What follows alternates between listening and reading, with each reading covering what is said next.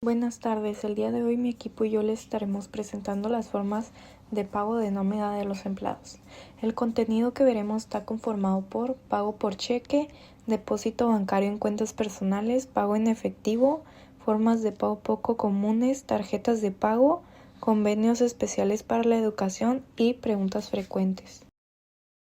Una de las formas de pago más comunes por las cuales se remunera el trabajo son los cheques de pago, que sirven como una especie de contrato donde el empleador se compromete a brindar cierta cantidad de dinero directamente al empleado por su trabajo realizado.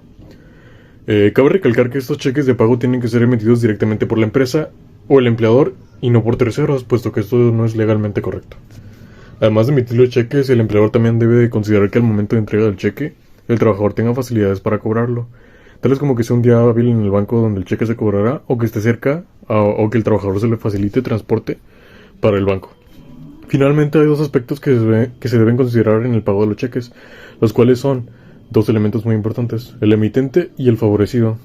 Siendo el primero, el emitente, quien integra un cheque en circulación y es representado por la empresa o el empleador, y el último, el favorecido, siendo el beneficiario del cheque, o sea, quien recibirá el pago.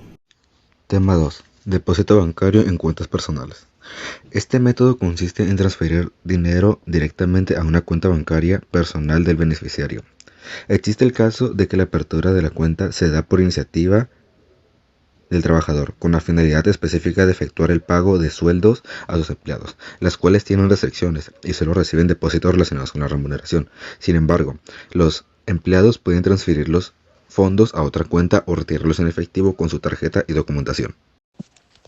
Mi nombre es Ariana Flores y yo voy a explicar el pago en efectivo. El pago en efectivo es la forma que se usaba antes y que actualmente se sigue usando en algunas instituciones. Se puede ver más en pequeñas empresas o en sectores tradicionales, que es uno de los sistemas económicos más antiguos y fundamentales que existen. Pero como lo podemos ver en la imagen, es muy importante que al utilizar este método de pago tenemos que recibir un comprobante de este pago. Al comprar algo o cuando el empleado reciba su salario debe de haber un registro en la planilla de la nómina para que no haya dudas futuras o confusiones, ya que al pagar pues no queda un registro más allá que un comprobante. Y pues no queda en ningún sistema porque se pagó en efectivo. Y hay aspectos que se deben de tomar en consideración al utilizar este método de pago, los cuales son: el primero es la seguridad, ya que al manejar efectivo suele ser más peligroso y más si sales o estás en la calle, se requiere tomar medidas de precaución. Está el cumplimiento fiscal, se tiene que declarar correctamente para no tener problemas futuros. Está la trazabilidad, que puede dificultar el seguimiento de transacciones y pues puede ser todo un problema. Están los costos operativos, que al pagar en efectivo se pueden tener costos extras para la empresa.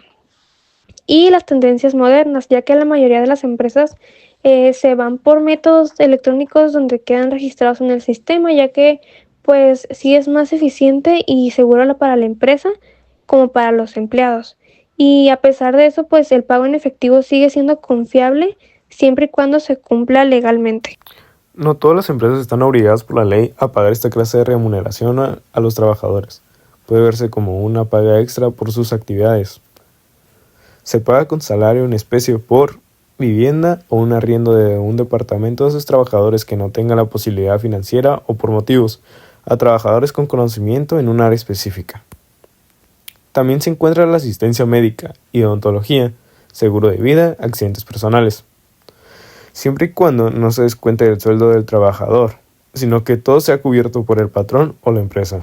Por siguiente tenemos el método por tarjetas de pago. Este método, aunque puede ser más práctico, no es muy común en las empresas. Este método consiste en la emisión de una tarjeta especial de la empresa proporcionada por una institución bancaria. Todo este proceso será realizado por el Departamento de Recursos Humanos. Ahí su nómina quedará ligada y podrá retirar su sueldo. Si el empleado termina su trabajo en la empresa, esta tarjeta quedará inválida y el empleador tendrá que devolverla. Con este método se tiene un mayor control, como por ejemplo tiene mayor visibilidad sobre los pagos realizados. Tiene una mayor flexibilidad, ya que permite cargar bonos o incentivos adicionales. Las limitaciones son que la tarjeta puede estar restringida a ciertos establecimientos. Convenios especiales para la educación. Se refieren al ofrecimiento de cupos prioritarios en establecimientos educativos para contribuir al crecimiento profesional del trabajador. Utilizan recursos tecnológicos, materiales y económicos que la empresa posee para cursos o estudios de nivel superior para cubrir una necesidad específica del empleado. Esto asegurando nuevas oportunidades y mejor rendimiento dentro de la empresa, incluso logrando mayor lealtad de los trabajadores hacia la empresa. Muy bien, ahora continuaremos respondiendo algunas preguntas frecuentes. Preguntas frecuentes. ¿Cuáles son las formas legales del pago de nómina según el derecho laboral?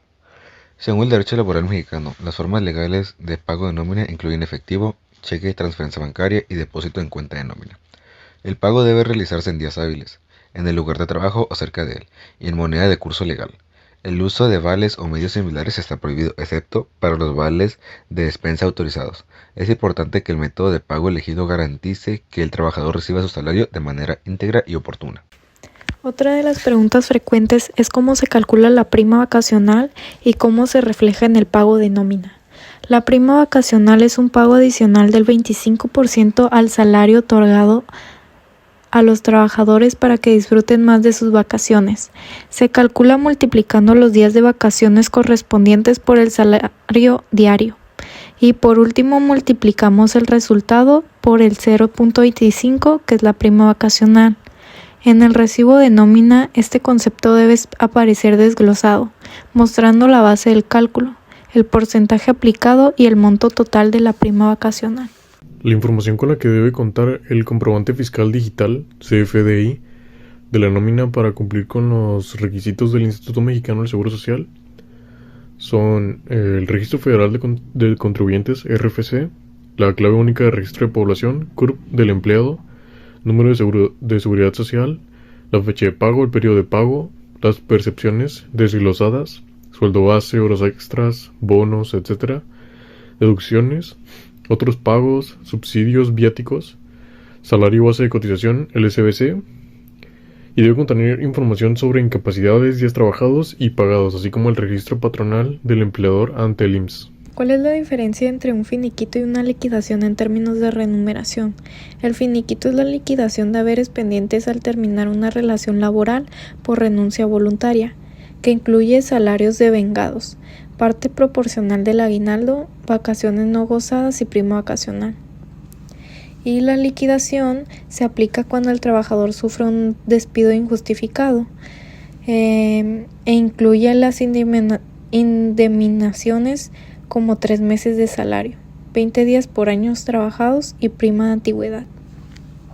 Por lo tanto, la liquidación suele ser una cantidad mayor que el finiquito. Otra de las preguntas frecuentes es cómo afecta el salario diario integrado al cálculo de las prestaciones laborales. El salario diario integrado afecta significativamente el cálculo de las prestaciones laborales, ya que es la base para determinar cotizaciones al IMSS y pagos como aguinaldo, vacaciones, etc. El saldo diario integrado incluye el salario base más prestaciones como comisiones, bonos de puntualidad, etc. Otra pregunta frecuente es que cómo se deben manejar los vales de despensa en relación con el pago de la nómina.